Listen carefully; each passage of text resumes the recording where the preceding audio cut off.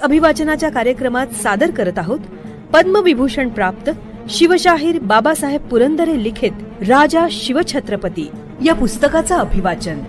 ऐकूया या पुस्तकाच्या पूर्वार्धाचा भाग 6. अभिवाचक जयंत ठोंबरे.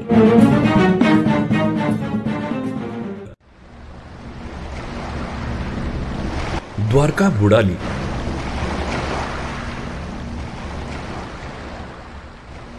यादवांच्या गरुडाची पिसे झडली. देवगिरीचा दरारा आणि दिमाग अल्लाउद्दीनाने 15 दिवसात संपवून टाकला. खलजी आणि यादव सेना यांचे देवगिरी भोवती युद्ध झाले 15 दिवस. अवघ्या 15 दिवसात देवगिरीचं सार्वभौमत्व संपलं. 1 वर्ष लोटलं. दुसऱ्या वर्षाची खंडणी देवगिरीहून बिनभोबाट बिनचूक दिल्लीला रवाना झाली. आणि याच वर्षी दिल्लीचं तख्त रक्ताळलं. सुलतान जलालुद्दीन खलजीचा अल्लाउद्दीनानं दगाबाजी करून खून पाडला. आणि ही घटना घडली दिनांक 19 जुलै 1295 साली. हा अल्लाउद्दीन जलालुद्दीनचा पुतण्या होता. जलालुद्दीनानं या आपल्या पुतण्याचे जन्मापासून पालन पोषण केलं होतं. करा माणिकपूरची त्याला सुभेदारी दिली. शाही सेनेचे त्याला सर्वाधिकार दिले, म्हणजे अर्जे मुमालकी दिली. इतकंच नव्हे तर त्याला आपली मुलगी दिली, जावाई करून घेतला. त्यानेच आपल्या काकाचा उर्फ सासऱ्याचा सहज खून पाडला आणि स्वतः सुलतान बनला. त्यानंतर 3ऱ्या वर्षीच्या खंडणीचा लोट देवगिरीहून दिल्लीकडे निमूटपणे वाहत गेला, वाहत्या जखमेसारखा. तेवढ्यात महाराष्ट्राला आणखीन एक मुकी जखम झाली. शके 1218 कार्तिक शुद्ध एकादशी अर्थात 8 ऑक्टोबर 1296 रोजी या दिवशी पंढरपुरात दिंड्या पताकांची दाटी झाली. त्यात ईश्वरनिष्ठांच्या मांदियाळीत आळंदीची ती 4 भावंडही होती. श्री ज्ञानेशांनी पांडुरंगाचं दर्शन घेतलं. हे अखेरचं दर्शन.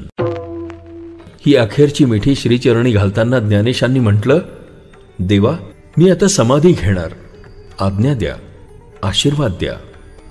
वीणेच्या तारा थरारल्या.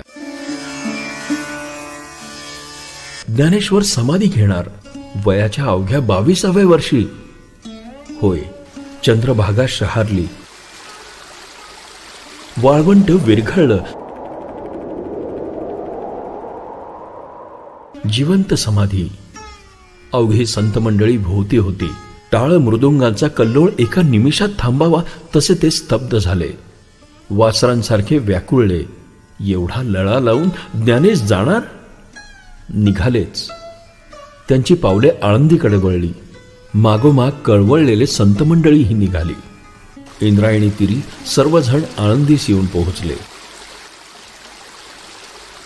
शके 1298 कार्तिक वद्य एकादशी उजाडली, अर्थात बुधवार दिनांक 24 ऑक्टोबर 1296.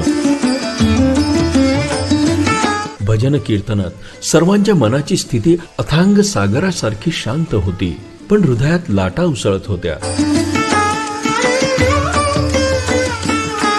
त्या दुःखाच्या नव्हत्या, त्या विरहाच्या होत्या. मुलगी सासरी जाताना उठतात तशा. संतांच्या हृदयातील दुःख, यातना, वेदना केव्हाच निमालेल्या होत्या. आता त्या अंगाला एकच अभंग रंग होता, रामकृष्ण पांडुरंग.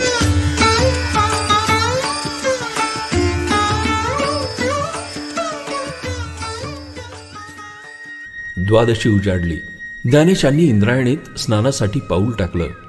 ती शेवटची दिठी आणि मिठी.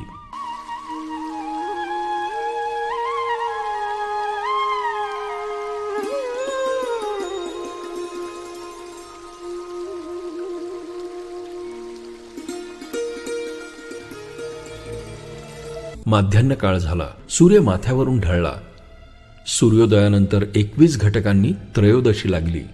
संतांच्या त्या निर्विकार सुख सरोवराचा बांध आता मात्र फुटला.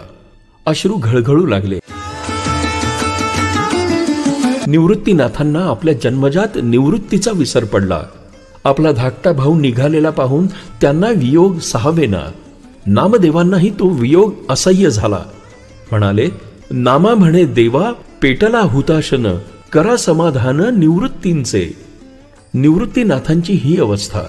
तर मग लहानग्या सोपान मुक्तांची स्थिती कशी सांगावी? सर्वच संतांच्या अंतरी प्रलय उडाला. कुणी कुणाचे सांत्वन करायचे? बिटेवरचे परब्रह्मही गहिवरले. श्री ज्ञानेश्वरा निघाले.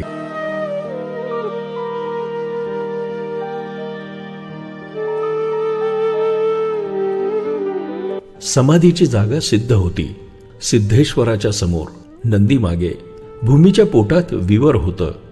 आत भूमीवर तुळशी बेल अंथरून आसन सिद्ध केलं होतं. समाधीचा क्षण आला.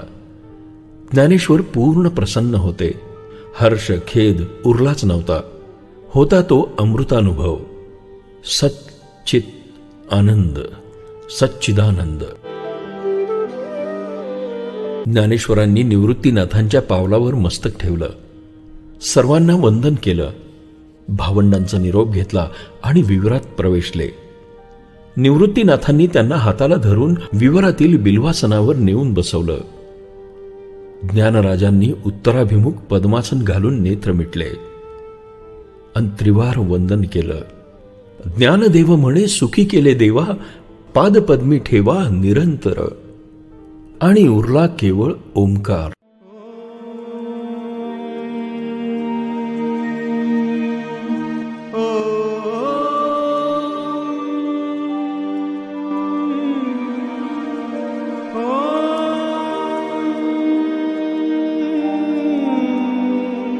निवृत्तीनाथ बाहेर आले आणि त्यांनी घाती येली शीला समाधीशी. 25 ऑक्टोबर 1296 दुपारी 3 वाजता समाधी बंद झाली. महाराष्ट्राचा आशीर्वाद अंतर्धान पावला. यादव राज्यातनं सरस्वती उठून गेली. महाराष्ट्राची माऊली गेली. नामा म्हणे संत कासावीस सारे, लावी ती पदर डोळी असी. निवृत्तीनाथांनी विठ्ठलाच्या गळ्याला मिठी मारली.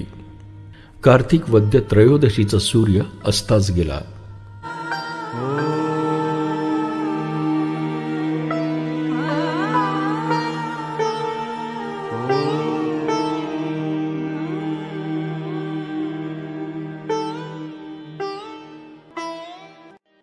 ज्ञानेशांच्या मागोमाग 8 महिन्यांच्या आत बाकीची 3ही भावंडे परब्रह्मात विलीन झाली.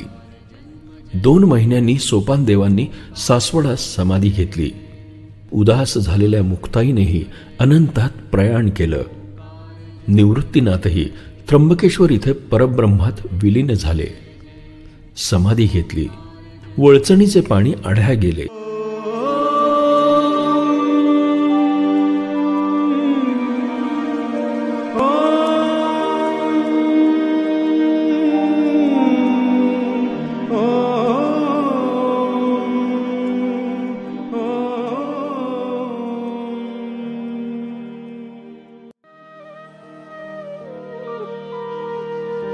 श्रोते हो, पद्मविभूषण प्राप्त शिवशाहीर बाबासाहेब पुरंदरे लिखित राजा शिवछत्रपती पूर्वार्ध आणि उत्तरार्ध हे पुस्तक म्हणजे शिवपूर्व आणि शिवकाल डोळ्यासमोर उलगडणारा जणू पटच.